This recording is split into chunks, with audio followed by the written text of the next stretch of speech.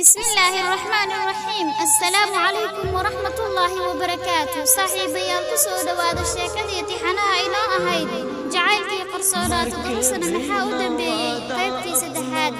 سبحي دنبي أيا وحا وسؤالي حافظ قبلي وجعلا وقول هوري أصدقي أبح كترجمي إنو كحوية هيديبك كدعي iskuna sheegay inuu yahay mid ka soo badbaadshay hadan horay loogu sheegin balse waxa uu la kulmay wax aan naftiisa qalbigiisa niyadiisa iyo dhigihiisa baan wanaagsanayn yaxya waxa uu maqlay azhar oo aabaheeda ku dhahay waxaan ku soo arkay wiil waana ku guurinaya ee ogow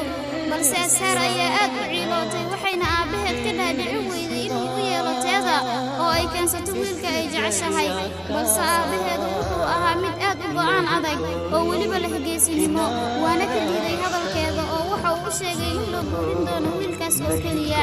yaxya markii uu hadalka la isdhaafsanayo maqlay ayuu go'aan gaaray go'aankaas oo ah inuu iska laafto xaaladda guriga ku jirana tahay mid cakiran oo aan laba dhexgeli karin balse waxa uu iridda dhigay wixii uu ku talagalay gacalisadiisa uu ku xanaaneeyo qalbigiisa go'aanka yaxya intaas oo kaliya kumuusan ekayn ee waxa uu ku jiray inuu iskaga fogaado halka ay ka dhowdahay gabadhaas iyo xasuusaha uu ku xasuusan karaba azhar ayaa albaabka ka soo baxday iyada oo xanaaqsan kana murugaysan guurka waxayna idinka guriga ugu timid ubax aad u qurxoon oo aysan indhaha ka qaadi karin way qaaday ubixii oo waa ay carabsatay waxa ayna ka heshay udgoonka ubaxa waxaana in yar ka yara degay caradii waxayna raadisay qofkii ubaxaan dhigay ee ka dhuumanayo balse nasiib wanaag uu ka tagay yaxya goobta mar hore wayna weyday qofka dhigay ubaxaan way iska aamustay intay ubixii ku dhex ridatay biyo ku jira koob